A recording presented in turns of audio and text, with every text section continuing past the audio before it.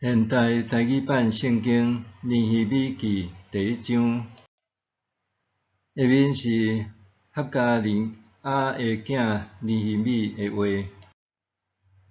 亚达西西做波斯皇帝第20年，基数6月，我伫波斯的京城苏珊。有一日，我一个兄弟哈拿尼甲几若个对犹太来的人来找我。我对因探听遐个流放巴比伦倒转去的犹太人甲耶路撒冷的情形。因甲我讲，遐个流放倒转去的人伫犹太省遐拄着大灾难，受凌辱，搁耶路撒冷的城墙受拆毁，城门互火烧去。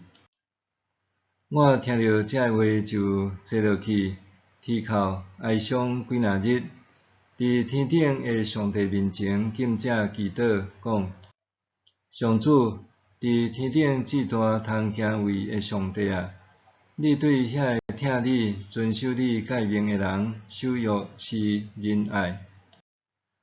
恳求你鸭耳孔听，开目睭看，听你的仆人即阵为着以色列人明日伫你面前的祈祷。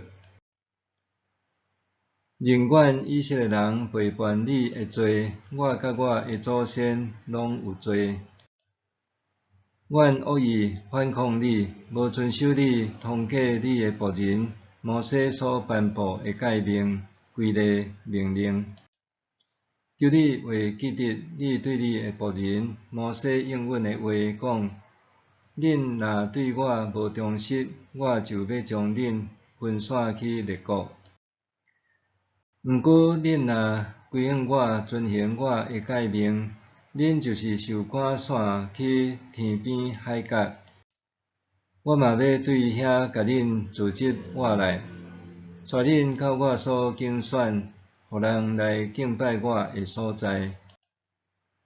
因是你的仆人，你的子民，是你用大气力、大权能的手救赎的。主啊，求你鸭耳孔听你的仆人，甲遐意爱敬畏你的名的仆人的祈祷。搁求你，互你的仆人今仔日行通，对王得到恩典。彼时我做王的酒政。